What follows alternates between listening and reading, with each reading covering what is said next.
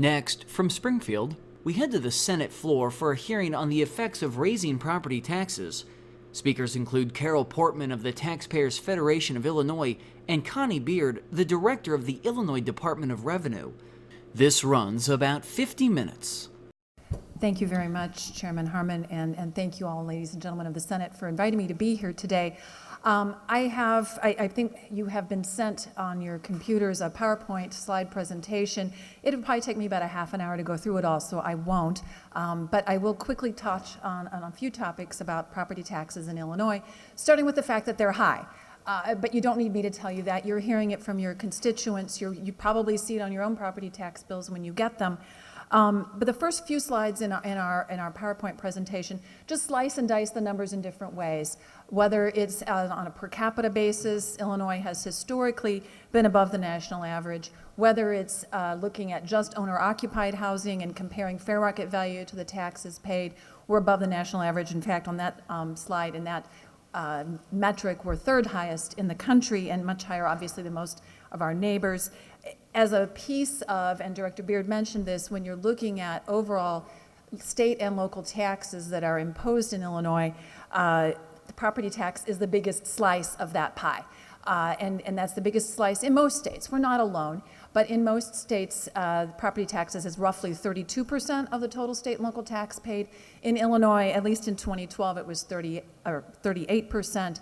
Some years it's been even higher because 2012 was one of the years when we had a higher income tax rate in effect. Traditionally, property taxes have been about 40% of the state and local tax burden in our state.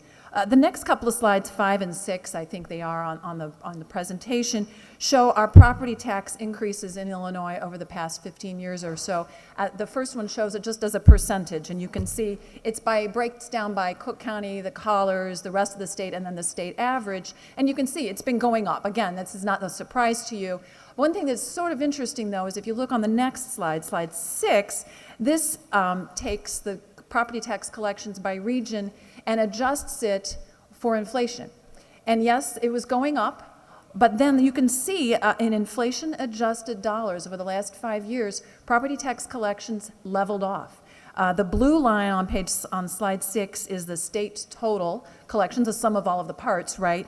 And then you'll see, and that went up over the 15-year period, but right as the economy was tanking, right as the market values were dropping, we did level off our collections, at least on inflation-adjusted dollars. The dollar in absolute terms was going up, as the previous slide indicated, but for inflation-adjusted amounts, we have been collecting more or less, and again, these are averages and totals, so some may be going up and some may be going down, but overall, we've been collecting roughly the same in property taxes for inflation-adjusted purposes for the last few years.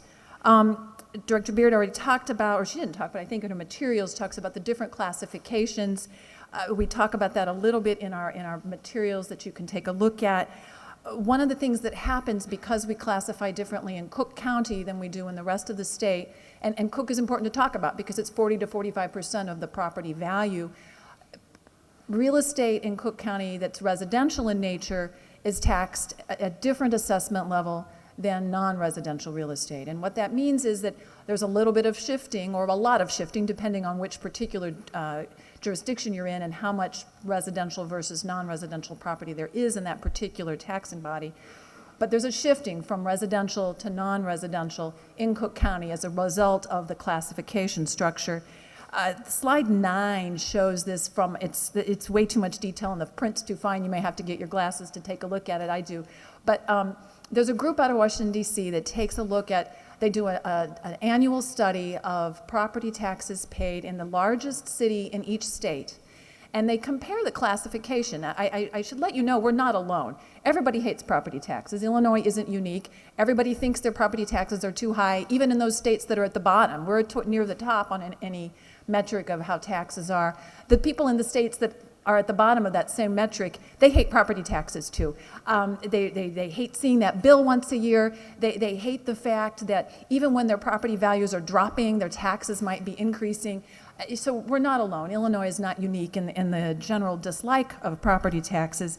And we're not alone in that shifting. You can see on this chart, if you were able to, in Chicago, there's a dramatic shifting from residential to non-residential. This study comes up with a ratio, and a ratio of 1 to 1 would mean there was no shifting from residential to non-residential property to commercial or industrial. And that's true. They added Aurora, Illinois into the mix, and Aurora, the ratio is about 1.123. So it's just a little over 1, so there's very little shifting from residential to non-residential. Yet in Chicago, because it's in Cook County and we have the classification system, there is shifting. The ratio in Chicago is 2.696 for the year that they did this study, which I think was it would be 2013 taxes paid in 2014. This is the most recent study they did. Again, we're not alone. The U.S. average of shifting is around 1.6 or 7 as the ratio. And in New York City, the shifting, the ratio is over 4. So it's a way that the business properties are subsidizing the homeowners. But again, Illinois is not unique in that. The next few slides we have talks about the various effective tax rates and the various total tax rates in different jurisdictions around the state. You're very familiar with that as well. I don't need to tell you. It depends on where you live, what your property tax rate is, and not just the actual rate, but the effective rate. What you pay in taxes may differ. I'm going to interrupt you as well here very quickly. We're well past our 5-minute mark. If Well you can, past? well past. If you can wrap us up. Thank you very much. All right, great. Thank you. The last few slides that I have here are more of these line graphs. Starting in 18, again, that's the percentage increase year over year in taxes collected. Slide 19 is the EAV, the equalized assessed value. This isn't fair market value. This is the value that goes on to the tax bill, which after the assessment process is some percentage of fair market value. And that shows what happened with our real estate market. It's a little lag behind, but it shows how it went up too, just like the taxes were being collected, and then dropped. And then the last slide of the pictures on slide 20, well, it's not the very last one, but it shows how values were going up even faster than taxes were. And so when values dropped and taxes kept going, that's what has people angry. They see their home values dropping, they see their assessed values dropping, yet their taxes still go up. And that's what you're hearing about. And that's another reason that's led to the rates going up, which is on slide 21, because to collect the tax on a shrinking size pie of value, the rates have had to go up. And I look forward to your questions later. Thank you. Thank you, Ms. Pork. We'll now hear from our third and final witness on this panel, the Assistant Clerk of Champaign County, Sasha Green. Madam Clerk. Good afternoon. On behalf of Gordy Holton, the Champaign County Clerk, and myself, we'd like to thank the Senate President for this invitation to come to explain PTEL to you. My name's Sasha Green. I'm the Lead Tax Extension Specialist for Champaign County, Illinois. I've worked in the office since 2001. We're here to give just a general overview of PTEL, basically how the math works for the districts who are subject to PTEL. Our county, we have had PTEL since '97. We have both districts that have PTEL and don't have PTEL in our county. Basically, PTEL, the definition is the Property Tax Extension Limitation Law. So basically, it's known as tax caps. PTEL sets a limit on how much a district's tax extension can go up from year to year. It's the increase of the lesser of CPI or 5%, but it is not an individual limit on any person's actual tax bill. PTEL is truly a formula which produces the maximum extension and rate that a district can receive. However, I do want to point out that this is not the extension that a district is required to levy. It's just the maximum. In our county, not all of our districts actually reach their PTEL maximum extension rate, so we actually extend taxes at that lesser rate.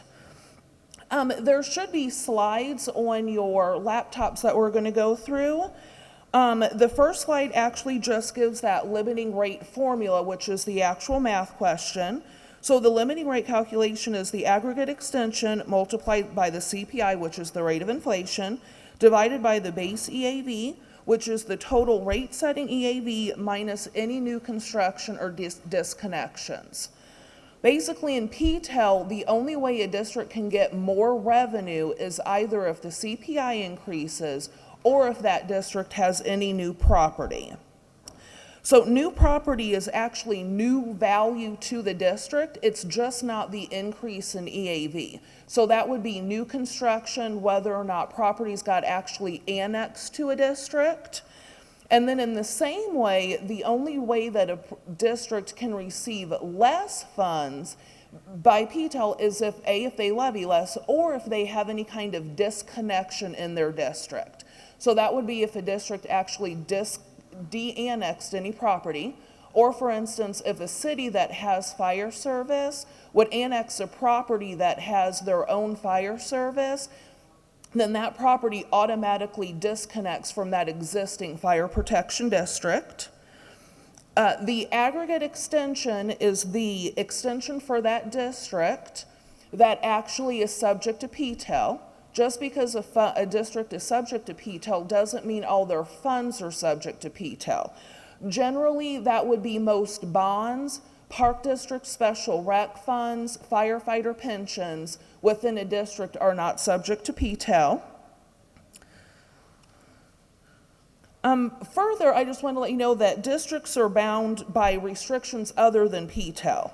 So I think mentioned before, there was truth in taxation. So if a district wants to levy for 5% more than what they received the year before, they have to put a special publication in the paper and hold a special public hearing. Further, some funds within a district have statutory maximum rates.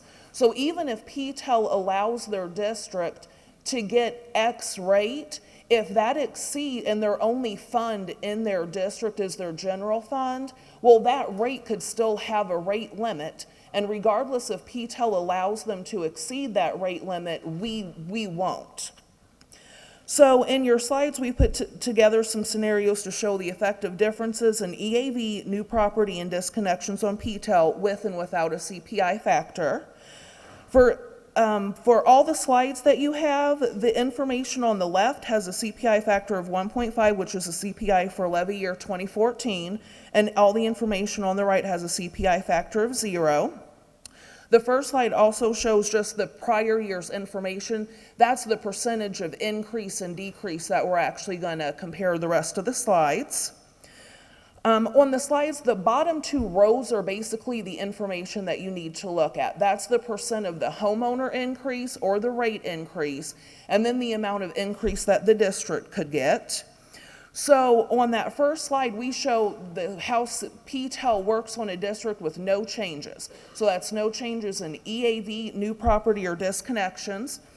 You can see on the left that everybody's increase is just 1.5, which was that CPI factor. On the right, everybody's increase is 0. The homeowner pays the same, the district gets the same. On your second slide, we show what happens when the EAV increases or decreases.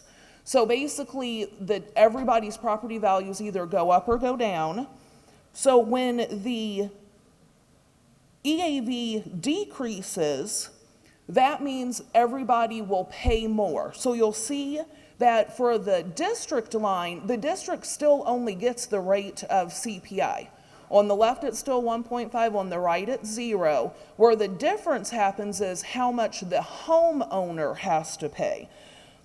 So when the EAV, if it decreases with an increase to EAV, then the homeowner has to pay more. The third slide illustrates. Madam Clerk, I'm sorry to interrupt. I'm doing this. We're past our 5 minutes. Are you close to? Wrap Wonderful. up quick. Thank you very much. So in the third slide, it shows whether or not there's new property. This is where you can show that the district actually receives more money. But whether the EAV increases or decreases is whether or not the homeowner pays more. The fourth slide shows whether or not if there's a disconnection. So you can see where all along the board, the district gets less funds. However, the homeowner still pays more or less depending on that increased or decreased EAV. Thank you. Thank you, Clerk Green. Much appreciated. We will now proceed to questions from the committee. As a reminder, we will conduct question and answers in the same manner as we conduct regular floor debate. The chair has allocated 30 minutes for questions of this panel. And individually, we will be using the timer, and individual members will be recognized for no more than 5 minutes. Is there anyone seeking questions? Senator, and folks, you may use your speak lights just as if we were on the floor. Senator Hayne, for what purpose do you rise? Question of Director Portman. Ms. Portman, thank you. If you could return to the witness stand. Senator Hayne. I noticed this on your slide number 16, you have a remarkable difference between Illinois' average property tax paid with Wisconsin, is almost half as much, and Indiana less than that, and Missouri. And I believe Iowa is less than that by a dramatic amount. All of these states have a higher income tax than Illinois. Wisconsin, I believe, has the highest rate on a graduated scale. Indiana has higher rates when we combine the state rate plus the county tax rates, which are added on top of the state tax. I think Missouri has a 6% of one's income. Iowa is 7%, Yeah. somewhere in there. Is our increasing property tax burden one result of a lower income tax rate with a resulting lower pool of resources to public education, which accounts, I believe, in all of these states for the bulk of the property tax bill? And just as an aside, there was a referendum in Jersey County, which is in Senator McCann's district, this past spring, which is north of my district, and I watched it. The voters rejected PTEL. At the same election, they enacted a 1-cent sales tax for the schools, which I thought was a similar act or a similar connection to the lack of resources under a income tax to keeping the property tax. Is that correct? Am I wrong on this? Ms. Portman? Thank you. I don't think that you are wrong. The total tax burden is the sum of all the parts. Property tax is only one piece of it, and maybe there's a bit of a chicken and an egg sort of a thing. Are our property taxes high because our income and other taxes weren't growing as fast as we wanted them to cover the costs of things? Do we fund education and local level things through property taxes because there isn't money coming from the other, or do we not bother sending any money from the other because the property taxes are bringing so much in? I'm not sure which came first, but you're right, and it's not surprising that the voters would prefer, at least on a superficial level, a sales tax over a property tax because everyone hates the property taxes so much, and they're frustrated at seeing it. Does that answer your question? Thank you, Senator. Senator Murphy, for what purpose do you rise? A question to Ms. Portman to follow up. Ms. Portman, you're back at the stand. Senator Murphy. Thank you. And just to sort of follow up on the point you made in response to Senator Haynes' question, that the property tax is one piece of the total picture. And Senator Haynes referenced the slide of yours that shows how much more we pay in property taxes and juxtaposed it against where we are in income tax. Where do we rank? And you made the point of this as pieces of a bigger picture. The states that were referenced, I think he mentioned our neighbors, Indiana, Iowa, Missouri, Wisconsin. Where do we rank in relation to them in total tax burden? Ms. Portman. It depends on how you look at it. Different groups have studied that exact question, and how you weigh different things. Do you do it on a per capita basis? Do you do it based on income? Do you look at total taxes? Do you look at just state? Do you look at just local? The Tax Foundation does, and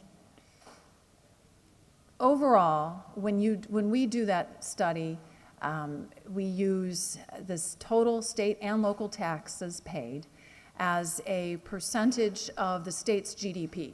We feel like that compares instead of per capita, because if you use per capita, a poor state and a wealthy state aren't put on the same footing, whereas if you use it as a percentage of GDP, we feel like you're getting at least a little bit closer to apples and apples.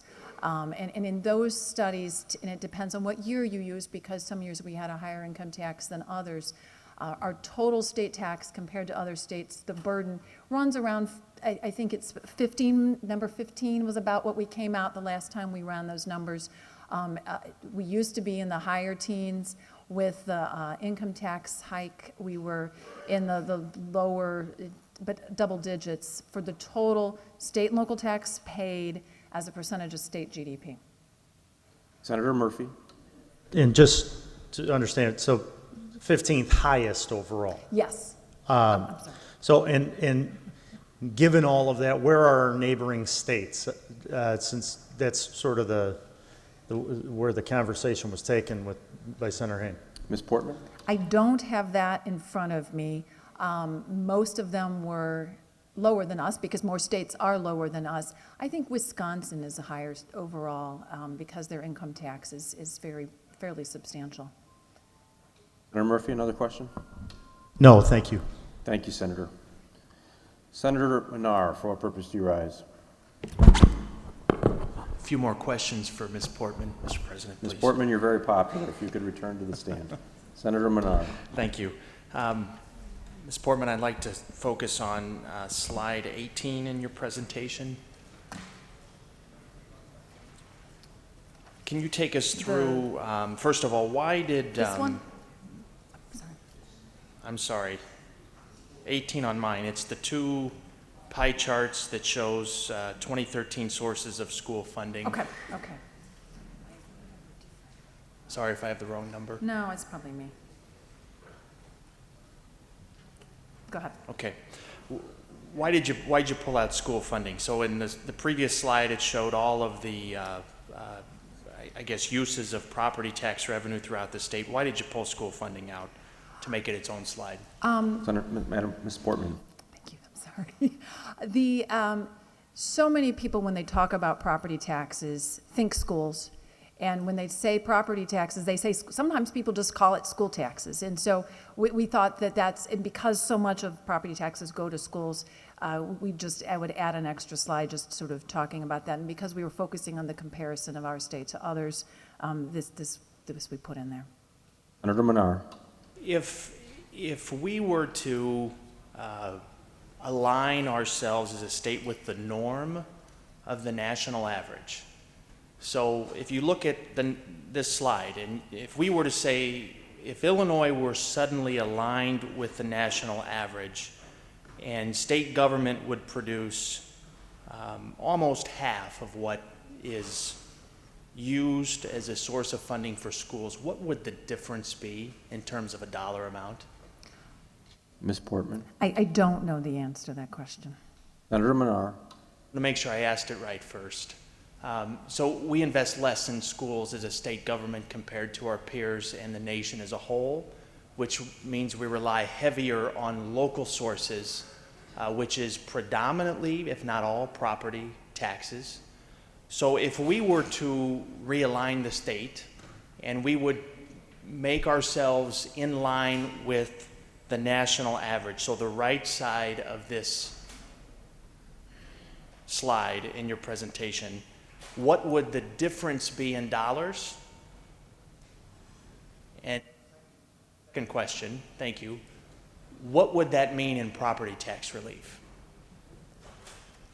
Ms. Portman. I have, well, first off, I don't know the answer to your question, but I can find it out. I suspect you might know better than I do, but I will find out. And I think what you're asking is if we don't increase the size of our pie, but just adjust the slices so that you're shifting, you're not making the state bigger, and you're not keeping the local static. You want to shrink the local and keep the pie total the same. We'll find out for you. Senator Minar, thank you. The next speaker, Senator Bush. For what purpose do you rise? She may as well stay. Ms. So my Portman? question is kind of along the same lines, but, you know, I didn't really see a slide like this, but, you know, I've seen graphs that show that as the state has taken less responsibility for public education, the property taxes have risen at actually a larger clip at the same time. Do you have any data about that? Ms. Portman? We probably do, not with me in front of me, but that does go back to the chicken and an egg. I mean, were property taxes going up because property values were going up so dramatically at the same time, or were they going up because the state was stepping back and funding less? But I don't know if we can answer the causation question, but we can definitely answer the numbers question. Senator Bush?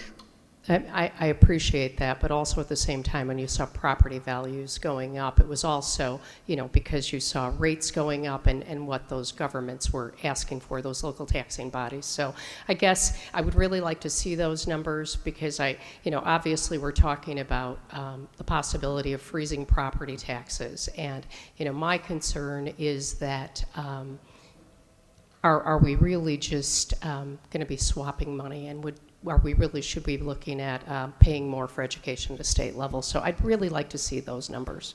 Thank you. Thank you, Senator. Senator Nolan, for what purpose do you rise? Thank you, Mr. President. Ms. Borman, once again, please, sorry, you're going long here today. Just point of clarification for your slide number 16, I believe. Can you tell us, those figures there for Illinois, for example, 6,963, are we talking, is that the amount of taxes that are collected in Illinois in billions of dollars, or what is the unit of measure there? Foreman, do we have our pagination resolved? Do you know? Yes, the we slide? do. I had an earlier version of the presentation that had a different slide. I've got it figured out. Thank you, though.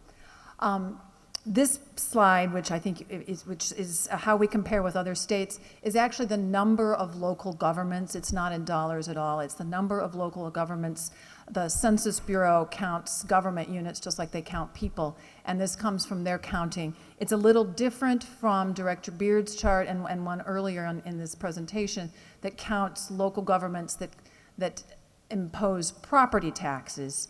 That's a smaller number. We have local governments in our state that don't impose property taxes. But when you're wanting to compare us to other states, we have to go to a nationwide source like the Census Bureau. And so that's why the number here doesn't jive with the other number. And that's what that slide is for. Senator Nolan? Thank you. Appreciate that. Easy enough to understand.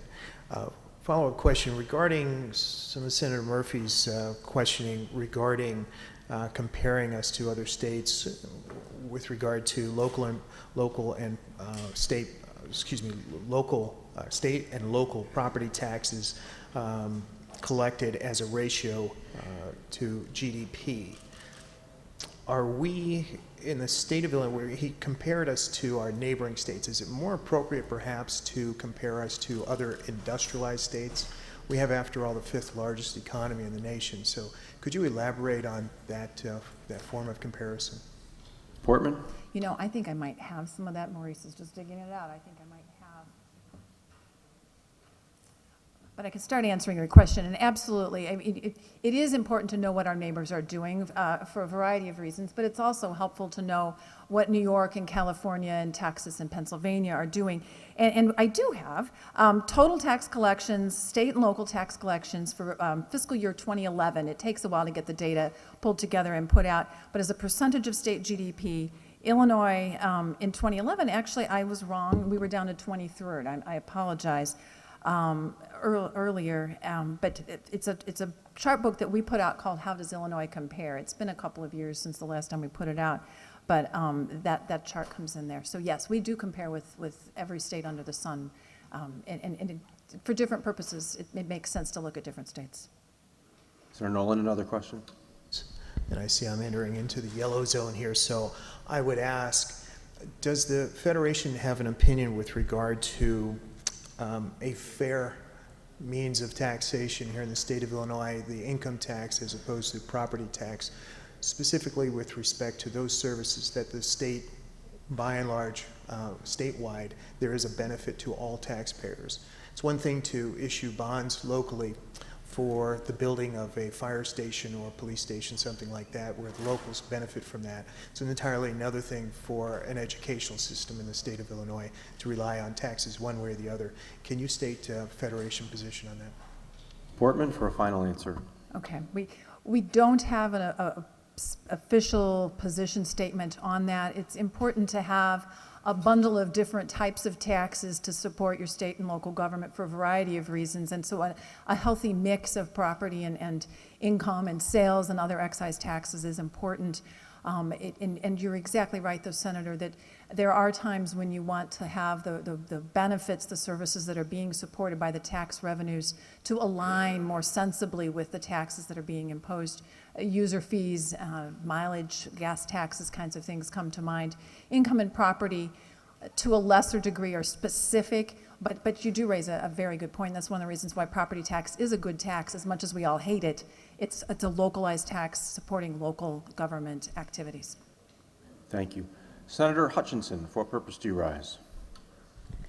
Thank you, Mr. President. A question of the witness. Or actually, it could be either of you guys. I'm happy to see the three of you up here presenting so ably in conversations that are difficult for a lot of us to understand. But I wanted to get back to something that Senator Bush raised about it, when you go back to look at those numbers. Right now, as I understand the PTEL law, that was passed in the early 90s, right? So the problem, I think, considering PTEL tends to be rather contentious at times, is that it hasn't worked. I mean, the law was designed to cap property taxes, but it would seem that property taxes haven't been capped since we did that in the 90s because of the way school districts have to maneuver for funding. So can you help me I understand that? So really what I'm looking at is when school districts don't, so that says that they can levy to the CPI, right? So when school districts levy to the CPI but they realize they need more, what happens? I'll let you fight it over. Who's going to answer first? Ms. Portman, you're at the microphone. Are you ready to go? I have the answer to your specific question, when they need more, they can go for a referendum. That's how they get past the limitations that are inherent in the tax caps.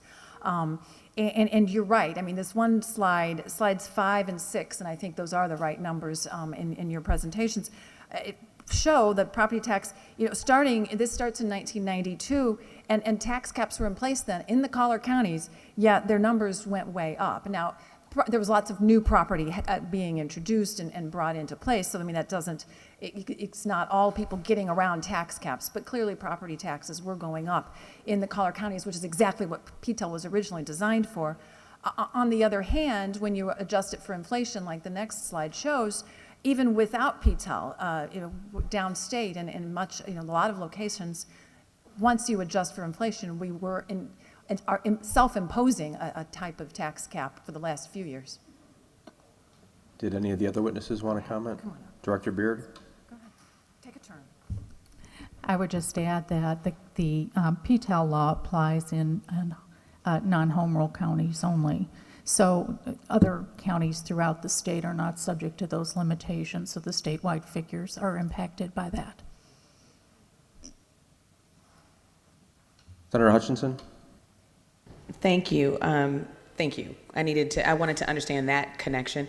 One, the connection between the amount of funds that the school district needs and what they need to do to deal when they're in a property tax capped situation. So essentially, it would appear that in a lot of places, school districts levy what they can. They don't levy what they necessarily need. That's why they would have to go around and do another referenda. So we're always in a situation where we're trying to get around the property tax caps because of the pressures on the schools.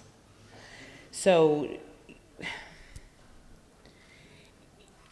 because there are certain parts of the state where the amount of money that goes to the school districts is such a significant part of your property tax bill. In my area, it's upwards of 60%, 60 to 70% of on your bill goes to and then that's mixed up in communities that some are PTEL communities and some are home rule communities, but still the portion is there. I'm trying to get a handle on how I can explain to constituents really the connection between that amount of money on your property tax bill and how that does not go to your city, your village. This is going to the school, all the taxing school districts in the area. And I just think that sometimes that's a point that's lost in all of this. We know they're high, but over half, when you're getting to 60 and 70, and in some places 80% of your bill going to the school districts, then where's that money actually going? And what are we doing if we try to fix what PTEL was supposed to be doing or create some other kind of a freeze? And I'm earnestly asking that question because I think it's a piece of the puzzle that we don't discuss. So I thank you guys for helping us answer those number questions. Thank you, Senator. Senator Sullivan, for what purpose do you rise? Thank you, Mr. President. I'm going to ask a couple of questions, and then we can decide which of the panelists want to answer. But I'm going to take this kind of back to the basics here. When we talk about freezing property taxes, does that mean we're freezing the rate, the dollars collected, the levy, or EAV, or a combination of all? Could Director, would you be best positioned to answer that question? Director Beard. There have been various bills proposed this session that do it in different ways. A lot of them are focused on a 0% increase for the PTEL legislation, which is, they would not be able to levy above that amount without referendum. Senator Sullivan. So give me an example. So let's talk about a PTEL county. Okay, so it's a county that has caps, and you're talking about freezing a percentage of what? EAV, of dollars collected, of the rate, of the levy. This is what I'm just trying to understand. We have a county expert here. I'm going to let Sasha respond to that. Clerk Green. I think in what we've been given, what was frozen was CPI. But in the PTEL calculation, PTEL does not stop anything, it limits. So for the PTEL calculation, new construction and CPI are the two things that allow for a higher extension. From what I understand, this would just be freezing the CPI. Senator Sullivan.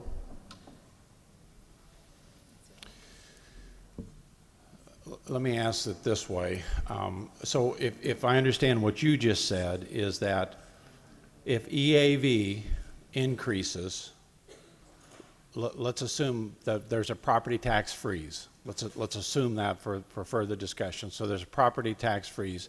If EAV increases in a county, will that county collect additional dollars? Clerk Green. Oh, thank you. No, in my slides, if you look at the second slide, which it doesn't talk anything about new construction, disconnections, anything. It just talks about whether or not there's an increase or decrease in EAV. The district itself is only going to get the increase in CPI. Whether or not the EAV goes up or down is whether or not a homeowner pays more or less. That also is whether or not the rate goes up or down. So an increase in EAV, an individual's tax bill would go down. Basically, you can think of it, it's a bigger pie to split that extension over. And if an EAV for a district goes down, the district doesn't get any more or less money. However, the homeowner has to pay more to come up to the same dollars that district got the year before. Basically, it's a sliding scale. Senator Sullivan. Thank you. Just last question, I guess. So I've heard from a couple of my school districts and also some community college districts, and one of their concerns is if they have sold some bonds for the next 10 or 15 or 20 years, when they sold those bonds, they assumed a natural revenue growth of 2 or 3 or 4%.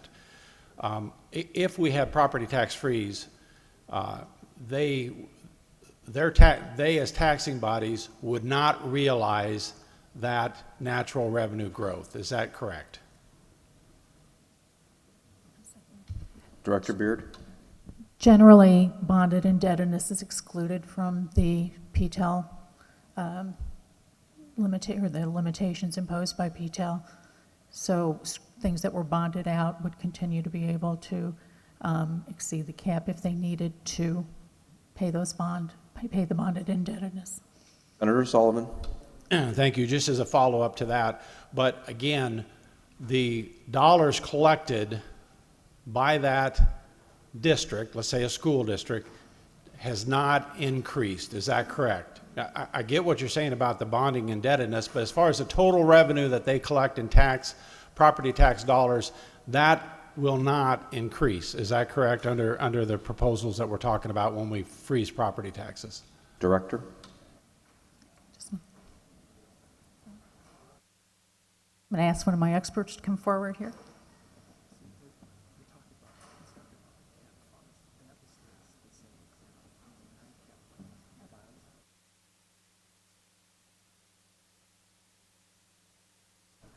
Can I have one of our Director. property tax experts explain how that would operate? John Horbus. If you could please state your name for the record, sir. My name's John Horbus. They're the cap funds, and then there's the non-cap funds. The non-cap funds are for the bonds, and those can be increased given in the PTEL law. So those are separated out. Senator Sullivan, we're just about out of time. I appreciate it. Just as a follow-up, so in other words, the bonded rate, if you will, is not capped. Right. Okay, thank you very much. Thanks, Senator. The last speaker seeking recognition in this 30-minute allotment of time is Senator Claiborne.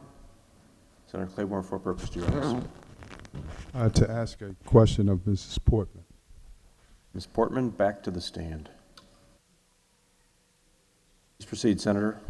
So if you look at slide, I think it's 4, and we look at Illinois versus all states, I received the impression if we froze property taxes, and I'll take it a little further, that what we would be looking at to balance off is to increase sales taxes by 8%, because there's a difference amongst the national average.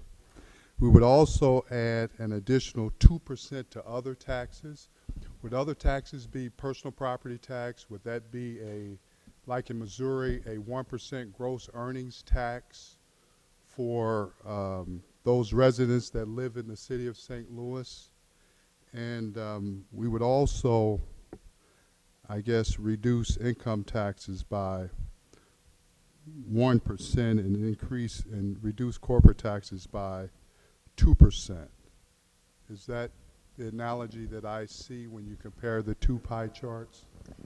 Well, that certainly is an accurate description of how we differ from the rest of the country.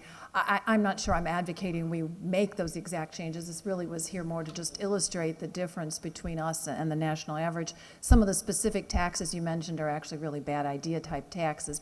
Personal property taxes are so easy to evade and avoid, and so much bother and effort to collect. I would never advocate that we go there in Illinois, and similarly with local level individual income taxes. Those are also highly disruptive and difficult to stomach and swallow and handle. So I hope we never consider going that route, but you're right. If we were to shrink, if what we want to do, if what you all decide what you want to do when you're sitting around and figuring out how big should the various pie slices be in our pie, if we shrink property taxes, something else, it will become a large, and whether it just, we shrink property taxes and don't grow anything else, then everything else will just proportionately get larger, or whether we go out and specifically increase something else, that is the kind of decision that you guys are going to need to have to make. Senator Claiborne. Follow-up, I would assume, just looking at the pie chart, if you increase sales taxes by 8%, then some of the other taxes you probably would not have to adjust because of the significant amount of revenue that 8% of sales tax would produce here in Illinois. Am I correct? Portman. That seems like a logical answer. Without running the numbers, it's hard to say, but yeah. Thank you. Senator Claiborne yields the last 2.5 minutes of his time to Senator Link, who is a late light. Senator Link, for what purpose do you rise?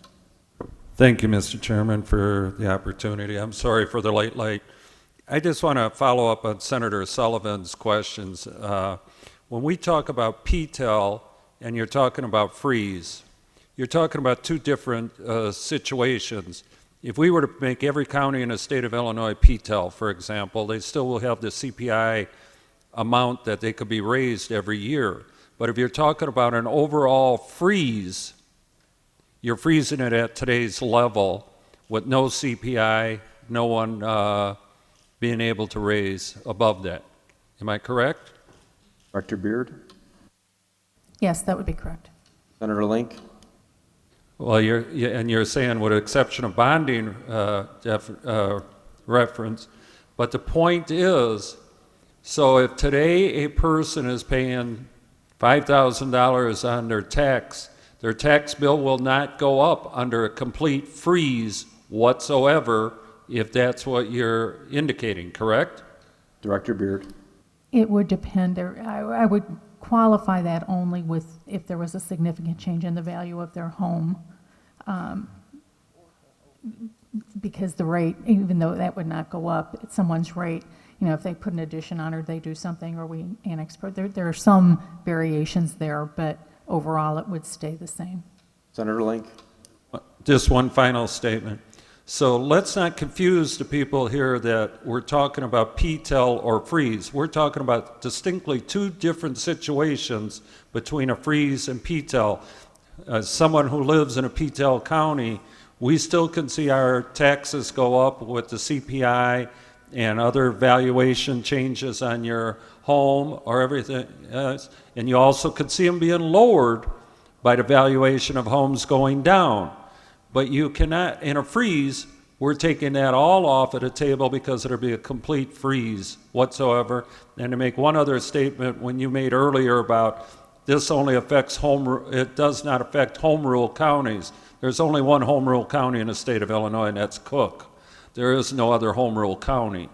So the point is, I just want you to clarify that we're only talking about freeze here, which would limit no growth whatsoever, other than a change of values in a house. Thank you. Director Beard, do you have a response? Yes, if I misspoke about home rule counties, I apologize. I was talking about home rule taxing districts and not counties. So I would just clarify that. But a freeze with no referendum type approach or opportunity would freeze the amount that would be levied by the taxing district. Well, thank you. That question and answer period hit the allotted time right on the nose, which must be a breach of some Senate rule or another. Why don't we excuse this panel? Thank you all very much for your testimony. You're watching the Illinois Channel, an independent nonprofit corporation formed to provide gavel-to-gavel coverage of Illinois state government and other public affairs events taking place across Illinois.